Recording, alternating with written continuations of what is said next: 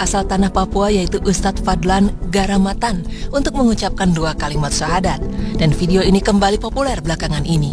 Allah Subhanahu wa Ta'ala berfirman yang artinya, apabila telah datang pertolongan Allah dan kemenangan dan kamu lihat manusia masuk agama Allah dengan berbondong-bondong, maka bertasbihlah dengan memuji Tuhanmu dan mohonlah ampun kepadanya. Sesungguhnya Dia adalah Maha Penerima Taubat. Quran Surah An-Nasr ayat 1 hingga 3. Ya, kejadian inilah yang dapat kita lihat dalam video berdurasi 6 menit 52 detik ini. Tampak ribuan orang Papua mengikrarkan 2 kalimat syahadat dengan dibimbing Ustadz Fadlan Garamatan. Mereka membaca 2 kalimat syahadat dalam bahasa Arab dan terjemahnya dalam bahasa Indonesia. Video ini juga menampilkan seorang kepala suku yang menyatakan diri bersama masyarakat adatnya masuk Islam dengan membaca 2 kalimat syahadat. Asyhadu an la ilaha illallah. Asyhadu an la ilaha illallah. Wa asyhadu anna Muhammadar Rasulullah. Asyhadu anna Muhammadar Rasulullah. Di bagian tengah video ini terdapat cuplikan bagaimana dakwah yang dibawa Ustadz Fadlan dengan menyadarkan penduduk asli Papua ini untuk bersuci. Mereka yang tadinya hanya menggunakan koteka dan hanya mandi 3 bulan sekali dengan menggunakan lemak babi, mulai diajarkan cara mandi yang benar, bersuci dan menggunakan sabun serta memakai pakaian. Di bagian terakhir dari video ini juga menggambarkan pemandangan yang tidak kalah mengharukan. Tampak puluhan orang Papua mengangkat kubah bersama-sama. Mereka bergotong royong untuk mendirikan masjid dan bersama-sama membawa kubah menuju puncak masjid yang mereka bangun. Dalam sebuah ceramahnya, Ustadz Fadlan menceritakan kisahnya bahwa seusai mengumpulkan ribuan anggota suku tersebut, Ustadz Fadlan dan tim da'inya mempraktekkan sholat di atas panggung yang telah mereka buat. Begitu sholat dimulai, warga suku yang sudah mandi maupun yang belum mandi berdiri dan berputar mengelilingi panggung tempat sholat tersebut. Usai sholat, kepala suku langsung loncat ke atas panggung dan bertanya kepada Ustadz Fadlan, apa yang baru saja dia lakukan bersama tim da'inya. Dengan sabar, Ustadz Fadlan menjelaskan bahwa yang mereka lakukan baru saja itu adalah sholat yang dilakukan 5 kali sehari untuk menyembah Allah Subhanahu wa Ta'ala. Begitu mendengar penjelasan tersebut, kepala suku meminta Ustadz Fadlan dan timnya turun dari panggung.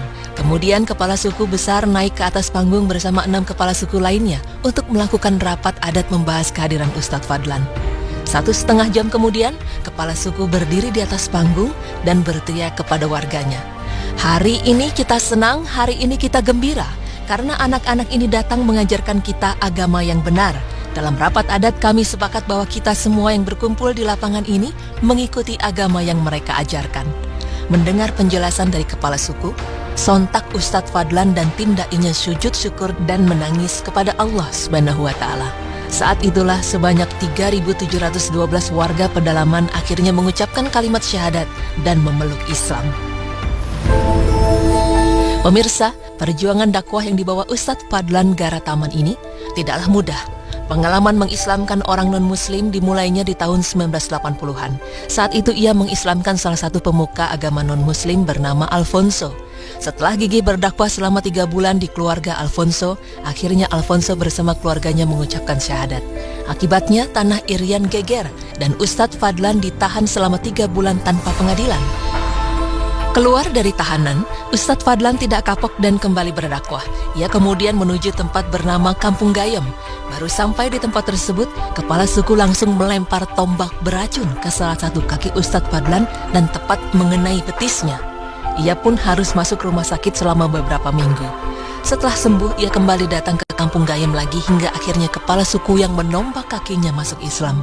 Tapi lagi-lagi, setelah mengislamkan seorang tokoh, Ustadz Fadlan ditangkap dan dipenjara lagi, dan kali ini selama 6 bulan. Kisah dakwah Ustadz Fadlan yang fenomenal adalah saat 3.712 anggota suku di Irian berhasil diislamkan dan mengucap kalimat syahadat dengan metode bersuci dan mandi menggunakan sabun yang ia terapkan. Dengan penuh kesabaran dan keikhlasan serta tawakal kepada Allah, berbagai usaha dan upaya Ustadz Fadlan kini membuahkan hasil. Hingga saat ini sudah banyak penduduk Papua yang menjadi Muslim, sekitar 221 suku yang sudah memeluk Islam. Jumlah warga tiap suku bervariasi, mulai dari ratusan sampai ribuan. Jika dipukul rata tiap suku 1.000 orang, maka kerja keras Ustadz Fadlan sudah mengislamkan hampir 220.000 orang Papua pedalaman. Bahkan karena kerja keras dakwah dengan mengajarkan masyarakat Papua mandi dan memakai sabun, Ustadz Fadlan Garataman juga dikenal dengan sebutan Ustadz Sabun. Namun Ustadz Fadlan ini menganggap rintangan-rintangan yang ia dapatkan selama ini itu belum seberapa dibandingkan perjuangan Rasulullah SAW. Beliau bahkan diusir dari negerinya Mekah karena ketidaksukaan penduduknya menerima dakwah Rasul. Walaupun begitu, Rasulullah SAW tetap sabar menghadapinya. Masya Allah. Pemirsa beriman, dari kisah Ustadz Fadlan Garataman yang mengislamkan ribuan warga Papua dengan media sabun untuk bersuci dan mandi, maka dapat kita ketahui bahwa dalam melakukan dakwah demi menyebarkan agama Islam dapat dilakukan dengan banyak cara. Hal ini sama halnya dengan para ulama terdahulu yang membawa Islam masuk ke Indonesia, yaitu 9 wali yang biasa disebut Wali Songo. Mereka juga menyebarkan ajaran agama Islam yang dibawa Rasulullah SAW dengan banyak cara dan dengan melihat kebiasaan masyarakat Indonesia, khususnya masyarakat Jawa kala itu. Contohnya adalah dakwah yang dilakukan oleh Sunan Kalijaga. Beliau menggunakan kesenian sebagai cara penyebaran Islam, yaitu dengan wayang, sastra, dan berbagai kesenian lainnya. Masyarakat yang kala itu sangat suka dengan pertunjukan kesenianlah yang membuat Sunan Kalijaga melakukan pendekatan melalui jalur kesenian. Sunan Kalijaga adalah tokoh seniman wayang. Sebagian wayang masih dipetik dari cerita Mahabharata dan Ramayana. Tetapi di dalam cerita tersebut disisipkan ajaran-ajaran Islam dan nama-nama pahlawan Islam. Kemudian terdapat pula Sunan Maulana Malik Ibrahim yang dikenal sebagai ahli pertanian dan ahli pengobatan. Sejak beliau berada di Gresik, hasil pertanian rakyat Gresik meningkat tajam dan orang-orang yang sakit banyak disembuhkan dengan daun-daunan tertentu. Sifatnya yang lemah lembut, belas kasih, dan ramah kepada semua orang, baik sesama muslim atau non-muslim, membuatnya terkenal sebagai tokoh masyarakat yang disegani dan dihormati. Kepribadian yang baik itulah yang menarik hati penduduk setempat hingga mereka berbondong-bondong untuk masuk agama Islam dengan sukarela.